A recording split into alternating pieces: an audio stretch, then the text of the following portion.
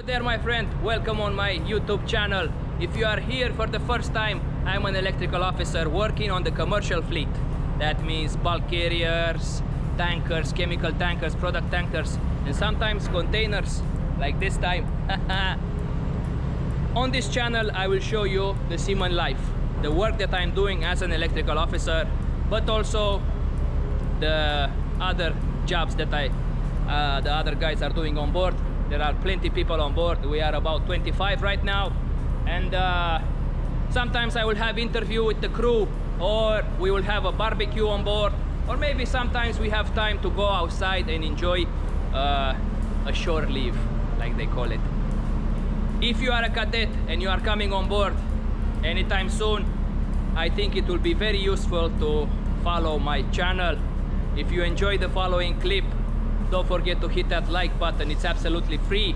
And if you have nothing to do with the seaman life, I hope it will be very interesting, or interesting enough for you to subscribe to the channel and keep following me. Every 2 weeks on Saturday I will post another video about the seaman life. Whenever I am on board, I try to record everything that is going on here and show you a glimpse about the seaman life. It's a difficult life, but it's very, very beautiful, and I want to show this to you. I hope you will enjoy the following clip, and I wish you a wonderful day. Let's start the show. Woo-hoo-hoo.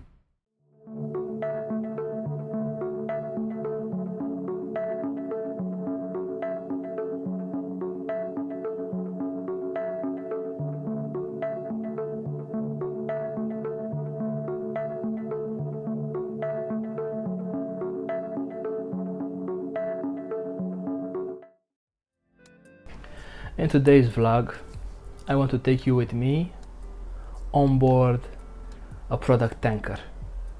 This one has about 160,000 deadweight. So it is a very large tanker, and in today's vlog I will describe to you the emergency switchboard and emergency generator especially. This is a very important equipment that every crew member has to know how to operate. At least he has to know how to start it. This is the responsibility of the electrical engineer. That is me. Also the second engineer and the chief engineer, of course. All the other engineers, even junior engineers, know, or they should know, how to operate the emergency generator. But in case of you have an inspection, they usually do not ask the engineers how to operate the emergency generator, because they are 99% sure they will already know this. So most of the time they will ask the chief cook or the messman, or any of the ratings, like the fitter, for example. So like I said, every crew member has to know how to start the emergency generator. You have instructions. When you come on board for the first time, they give you a familiarization. And this behind me is the emergency switchboard, which is supplied by the emergency generator when there is an emergency. But if you don't have an emergency, then the supply is coming from the main switchboard. This is the 220 supply panel. That is the insulation monitor for 220. As you can see, I have no low insulation alarm at the moment. I usually take care of these because I don't want any problems during an inspection or during night time. I like to rest, not to run around the vessel and search for low insulation alarm. As an electrical officer, it is my duty to test the emergency generator every Saturday while I am on board, and every month, usually at the end of the month, but never in the port. At sea or in anchorage, I have to test the emergency generator on load I put around 100 or 150 kilowatts and I test it. Let me show you a little bit the emergency switchboard. This in front of you is the 440 supply from the emergency switchboard. In case you have a blackout, everything on this panel has to work properly. This is the insulation monitor for the 440 supply. As you can see, no alarm is here as well, same as the 220. I always take care of this, not to be any problems. Down there, the black squares are the ACBs. This on the left side from your view, on the left side of the main of the emergency switch panel, this is the short connection. You use that part only when you are in dry dock to connect the generator from outside, because when you are doing dry dock with the vessel, all the generators on board are switched off for overhauling. Of course, the main engine will be stopped and all the machinery will be stopped. They will start everything after they connect the generator from the shore side, and then they will start one by one the most important pumps, but not everything like when you are at sea. So keep that in mind. So this is an overview of the emergency switchboard. As you can see, it is very big, but the main switchboard, which I will show you in a future vlog, is much bigger than this. So this is the emergency switchboard, and like I said, on the left side of your screen, that is the short connection, which you use only when you are doing dry dock. So this is the emergency generator. This is the nameplate with some technical information. If you want this, pause the video and check this for yourself. I don't want to get too technical, just to be interesting for everybody. Not everybody who is watching my vlogs is a seafarer or an engineer. So to start the emergency generator, you use the batteries, which are 2 DC batteries of 12 volts each. So that is 24 volts DC, both of them. And the second means of starting the emergency generator is the spring, which has to be loaded by a lever. After you load the spring, you press the red lever over there on the down side. Before you start the emergency generator, you have to do a visual inspection, so to speak. You check the oil level, you check the water level inside for the cooling, and of course you check the diesel tank, which is used to start the emergency generator. The emergency generator always works with diesel. It will never work with fuel oil. And near the emergency generator, inside the emergency generator room, there is a designated tank. Depending on the ship, it depends the capacity of that tank, but it's big enough to have diesel oil for many months, unless you have a leakage.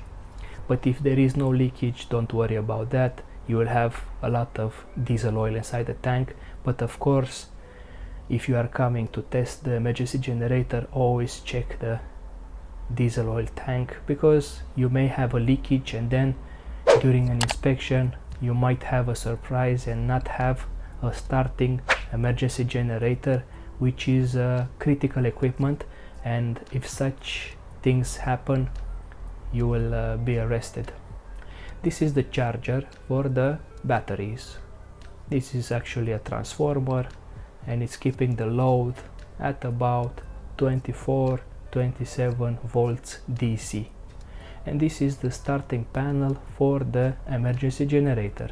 The starting operation of the emergency generator by battery, it is very easy. You have a button which can be a selector manually, or is electronically like this one. You just press on the mode button, usually it is named mode, and you switch it from auto which is the automatic starting of the emergency generator in case of a blackout, and you put it in the manual operation.